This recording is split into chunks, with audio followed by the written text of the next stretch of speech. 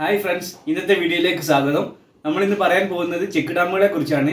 ഒരു തോട് നീളത്തിലുള്ളത് ഒരു 300-400 മീറ്ററുള്ള തോട്ടിൽ ചെക്ക് ഡാമുകൾ ചെയ്യുകയാണെങ്കിൽ അതെങ്ങനെ ചെയ്യണമെന്നും എത്ര അളവിൽ ചെയ്യണമെന്നും അതിൻ്റെ മെഷർമെൻറ്റ് എങ്ങനെയാണെന്നും നമുക്കൊന്ന് നോക്കാം. ഞാൻ ഇവിടെ വരച്ചിരിക്കുന്നത് ഏകദേശം 500 മീറ്റർ നീളമുള്ള ഒരു തോടാണ്.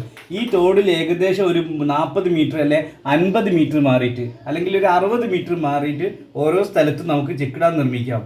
ഏകദേശം ഇതിൽ ഒരു 60 മീറ്റർ നീളത്തിലാണെങ്കിൽ 500 ആയിരിക്കണം 60 നടിച്ചാൽ, അല്ലെ 500 ആയിരിക്കണം 50 നടിച്ചാൽ 50 മീറ്റർ നീളത്തിൽ ചെക്ക് ഡാം ചെയ്താൽ. കാരണം വെള്ളം വറ്റുന്ന സമയത്ത് തോടുകളിലുള്ള ജലനിരപ്പ് നിലനിർത്താൻ വേണ്ടിയിട്ടാണ് ചെക്ക് ഡാമുകൾ ചെയ്യുന്നത്. അത് കുത്തനെയുള്ള ഒഴുക്ക് വരുന്ന സമയത്ത് ആ ഒഴുക്കിനെ പ്രതിരോധിക്കാൻ കൂടിയിട്ടാണ് ചെയ്യുന്നത്. ഏകദേശം 90 സെൻറ്റിമീറ്റർ ഹൈറ്റുള്ള ഒരു തോടാണെങ്കിൽ അതിൽ 30 സെൻറ്റിമീറ്റർ മാത്രമേ ചെക്ക് ഡാമിൻ്റെ ഹൈറ്റ് കൊടുക്കാൻ പാടുള്ളൂ. കാരണം ഓവർഫ്ലോ വരുന്ന സമയത്ത് അപ്പുറത്തേക്കും ഇപ്പുറത്തേക്കൊക്കെ വെള്ളം ചാടാൻ സാധ്യതയുണ്ട്. അപ്പോൾ അത് ഒരു തോടിൻ്റെ സ്ട്രക്ചർ ആണെങ്കിൽ, തോട് ഇങ്ങനെയാണ് ഉള്ളതെങ്കിൽ ഇത് 90 സെൻറ്റിമീറ്റർ ആണെങ്കിൽ 1/3 ഹൈറ്റ്. 90 സെൻറ്റിമീറ്റർ എന്ന് പറഞ്ഞാൽ 90നെ 3 ആക്കിക്കുകയാണെങ്കിൽ 30, 30, 30, 30, 60, 30 ആണ് 90. അപ്പോൾ 30 സെൻറ്റിമീറ്റർ ഹൈറ്റിൽ മാത്രമേ ചെക്ക് ഡാം നിർമ്മിക്കാൻ പറ്റുകയുള്ളൂ.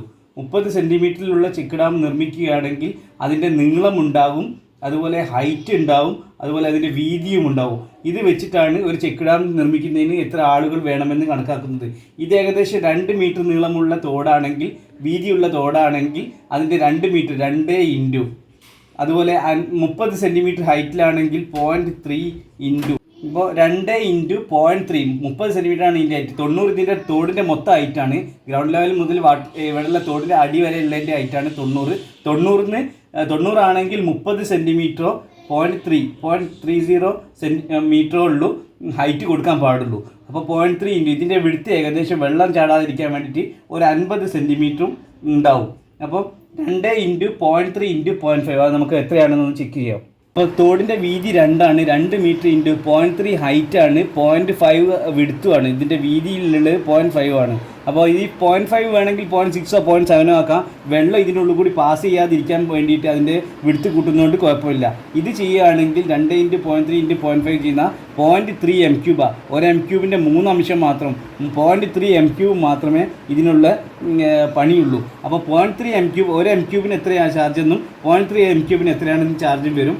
അപ്പോൾ ഒരാൾ ഒരു ദിവസം ചെയ്യേണ്ടത് എത്ര തടയണാണെന്ന് കണക്കാക്കിയിട്ട് ഇതിലൊരു 50 മീറ്റർ ഇടവിട്ടിട്ട് ചെയ്യുകയാണെങ്കിൽ 10 തടയണകൾ അഥവാ 50 മീറ്റർ ഡിസ്റ്റൻസിൽ 10 തടയണകൾ നമുക്കിതിൽ ചെയ്യാം. അപ്പോൾ ആ തടയണകൾ എല്ലാത്തിനും കൂടിയിട്ട് എത്ര വരുന്നുണ്ട് നോക്കാം. 10 ഇൻറ്റു 0.3 എന്ന് പറഞ്ഞാൽ 3 m3 തടയണാണ് ചെയ്യാനുള്ളത്. അപ്പോൾ ഒരു m3 തടയണ ചെയ്യാൻ എത്ര ആൾക്കാർ വേണമെന്നുള്ളത് കണക്കാക്കിയിട്ട് ഈ തടയണകൾ ചെയ്യാം. ഇനി ഈ തോടിൽ തന്നെ വേറെയും വർക്കുകൾ ചെയ്യാനുണ്ടാവും. വെറും തടയണ നീളം ഇൻറ്റു വീതി ഇൻറ്റു കനന്ന് മാത്രമായിരിക്കില്ല ഉണ്ടാവുക. സർഫസ് ക്ലിയറിങ് ഉണ്ടാവും, കാട് വെട്ടാനുണ്ടാവും. എല്ലായിടത്തും കാടുകൾ നിറഞ്ഞെടുക്കുകയാണെങ്കിൽ കാട് വെട്ടാനുണ്ടാവും.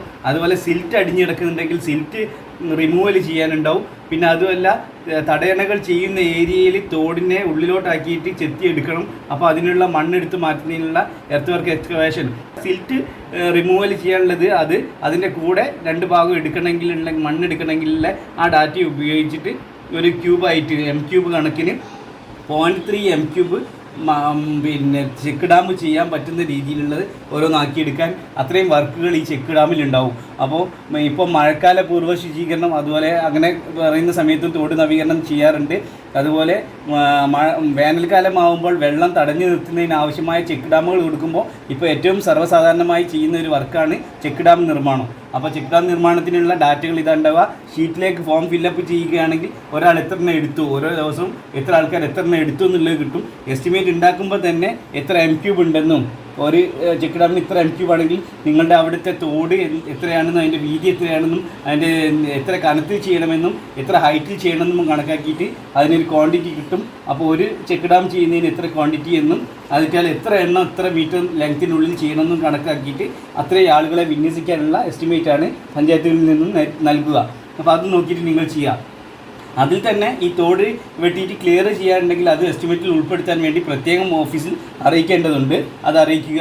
പിന്നെ അതുമല്ല തോട്ടിലുള്ള പല സ്ഥലങ്ങളിലും സിൽറ്റ് അടിഞ്ഞുകൂടി കിടക്കുന്നുണ്ട് എങ്കിൽ ആ സിൽറ്റ് റിമൂവൽ ചെയ്യാൻ വേണ്ടിയിട്ടുള്ള ഡാറ്റയും എസ്റ്റിമേറ്റിൽ ഉണ്ടാവണമെന്ന് പ്രത്യേകമായിട്ട് പറയുക. പിന്നെ എർത്ത് വർക്ക് ചെയ്യുന്ന സമയത്ത് ഓരോരോ സ്ഥലത്തും ചെക്ക് ഡാം ചെയ്യുമ്പോൾ അത് തോട് പല ഷേപ്പിലായിരിക്കില്ല ഉണ്ടാവുക. അപ്പോൾ ആ ഷേപ്പ് കണക്കാക്കി കുറച്ച് ഉള്ളിലോട്ട് എടുത്തിട്ട് ചെയ്യുക. ഇത് ഈ ചെക്ക് ഡാം ഉണ്ടാക്കുന്ന രീതി പാഴ്വസ്തുക്കൾ അടിച്ചിട്ട് കുത്തനെയും വെലുങ്ങനെയും തടികൾ അടിച്ചിട്ട് അതിൽ മണ്ണ് നിറച്ച് ചെയ്യുന്ന രീതിയിലാണ് ഈ ചെക്ക് ഡാമിൻ്റെ ഉദ്ദേശം. പല തരത്തിലുള്ള ചെക്ക് ഡാമുകൾ ഉണ്ടാകും. ഇപ്പോൾ ഇതിൻ്റെ ഹൈറ്റ് 2 മീറ്റർ ആണെങ്കിൽ ഇതിന് എത്രത്തോളം ഹൈറ്റിൽ നമുക്ക് ചെക്ക് ഡാം ഉണ്ടാക്കണം എന്നറിയണമെങ്കിൽ 2 × 3 ചെയ്താൽ 66 സെൻറ്റിമീറ്റർ ഹൈറ്റിൽ ഇത് 2 മീറ്ററാണ് ഹൈറ്റ് എങ്കിൽ അതിന് 66 സെൻറ്റിമീറ്റർ അല്ലെങ്കിൽ 65 അല്ലെങ്കിൽ 70 വരെ എടുക്കാം. 70 സെൻറ്റിമീറ്റർ ഹൈറ്റിൽ ചെക്ക് ഡാം ചെയ്യണം. 70 സെൻറ്റിമീറ്റർ ഹൈറ്റിൽ ചെക്ക് ഡാം ചെയ്യുന്നതിന് ആവശ്യമായ ചെയ്യുക. ചെക്ക് ഡാമുകൾ എർത്തൻ ചെക്ക് ഡാം ഉണ്ട്, പിന്നെ ഗള്ളി പ്ലഗിങ് ഉണ്ട്, അതുപോലെ തന്നെ ഗാബിയോൺ സ്ട്രക്ചർ ഉണ്ട്. ഗാബിയോൺ സ്ട്രക്ചർ എന്ന് പറഞ്ഞാൽ കല്ലുകളുള്ളത് പെറുക്കി വെക്കുക. പെറുക്കി വെച്ചതിന് ശേഷം ഇരുമ്പിൻ്റെ നെറ്റ് കൊണ്ട് ഈ കല്ലുകളെ ബന്ധിപ്പിച്ചിരിക്കുന്ന രീതിയിൽ ചെയ്യുന്നതാണ് ഗാബിയോൺ ചെക്ക് ഡാമുകൾ. അപ്പോൾ അങ്ങനത്തെ ചെക്ക് ഡാമുകളും ഉണ്ട്. അത് ഏതാണെന്ന് നോക്കിയിട്ട് അതിനനുസരിച്ചുള്ളത് ചെയ്യുക. അധികവും ചെയ്യുന്നത് പാഴ്വസ്തുക്കളുള്ളത് പാഴ്വസ്തുക്കൾ തറി നാട്ടിയിട്ട് ആ തറീൻ്റെ ഇടയിൽ വാഴത്തണ്ട് അല്ലെങ്കിൽ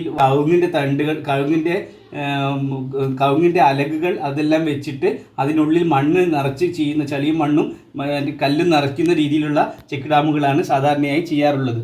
അപ്പോൾ ചെക്ക് ഡാമിനെ കുറിച്ചാണ് നമ്മൾ പറഞ്ഞത്. ചെക്ക് ഡാമിൻ്റെ ഹൈറ്റ് തീരുമാനിക്കുന്നത്, ചെക്ക് ഡാം ചെയ്യേണ്ട ഹൈറ്റ് തീരുമാനിക്കുന്നത് 1/3 ഹൈറ്റിലാണ്. 3 മീറ്റർ ഹൈറ്റ് ഉണ്ടെങ്കിൽ 1 മീറ്റർ ഹൈറ്റിലോ ചെയ്യാൻ പറ്റുള്ളൂ. 3 മീറ്ററാണ് തോടിൻ്റെ ഹൈറ്റ് എങ്കിൽ 1 മീറ്റർ ഹൈറ്റ്, ബാക്കി 2 ഭാഗം ഒഴിച്ചിടണം. 1 മീറ്റർ ഹൈറ്റിലാണ് ചെയ്യേണ്ടത്. അതിനൊരു വിഡ്ത്ത് ഉണ്ടാവും, അതിനൊരു വീതി ഉണ്ടാവും. തോടിൻ്റെ വീതിയാണ് ചെക്ക് ഡാമിൻ്റെ നീളം. അതുപോലെ ചെറിയ വീതിയിൽ ഒരു 50-70 സെൻറ്റിമീറ്ററോളം വീതിയിലും ചെയ്യാം. ഹൈറ്റ് 1/3 ഹൈറ്റുമാണ്. ഇത്രയും കണക്കാക്കി ചെക്ക് ഡാം ചെയ്യാം. ഇത് ലെങ്ത് അനുസരിച്ച്, തോടിൻ്റെ ലെങ്ത് അനുസരിച്ച് എത്രയെന്ന് തീരുമാനിക്കാം. വെള്ളം അവിടെ നിലനിർത്താൻ വേണ്ടിയിട്ടാണ് മെയിനായിട്ട് ചെക്ക് ഡാം ചെയ്യുന്നത്. ചെക്ക് ഡാം ചെയ്ത് കഴിഞ്ഞാലും മഴക്കാലമാകുമ്പോൾ ഓവർഫ്ലോ ഉണ്ടാവാതിരിക്കാൻ വേണ്ടിയിട്ടാണ് 1/3 ഹൈറ്റ് തീരുമാനിക്കുന്നത്. അപ്പോൾ അതുപോലെ ചെയ്യുകയാണെങ്കിൽ ചെക്ക് ഡാമിൻ്റെ പണി നമുക്ക് പൂർത്തീകരിക്കാം. ഇതിനുള്ള തൊഴിൽ ദിനം കണക്കാക്കി അത് എത്രയെന്നും എത്ര MQവിന് എത്ര ആൾക്കാരെന്നും ജനകീയ എസ്റ്റിമേറ്റ് തരുമ്പോൾ നിങ്ങൾക്ക് മനസ്സിലാവുന്നതാണ്. അപ്പോൾ ഞങ്ങളുടെ ഈ വീഡിയോ നിങ്ങൾക്ക് യൂസ്ഫുൾ ആയി എന്ന് തോന്നുന്നു. നിങ്ങൾക്ക് ഇഷ്ടപ്പെട്ടെങ്കിൽ ലൈക്ക് ചെയ്യുക. അതുപോലെ നിങ്ങൾക്ക് എന്തെങ്കിലും സംശയങ്ങളുണ്ടെങ്കിൽ കമൻറ്റ് ചെയ്യുക. അതുപോലെ ഷെയർ ചെയ്യുക. നിങ്ങൾ ആദ്യമായിട്ടാണ് ഈ ചാനൽ കാണുന്നതെങ്കിൽ സബ്സ്ക്രൈബ് ചെയ്യുക, സപ്പോർട്ട് ചെയ്യുക. ബൈ.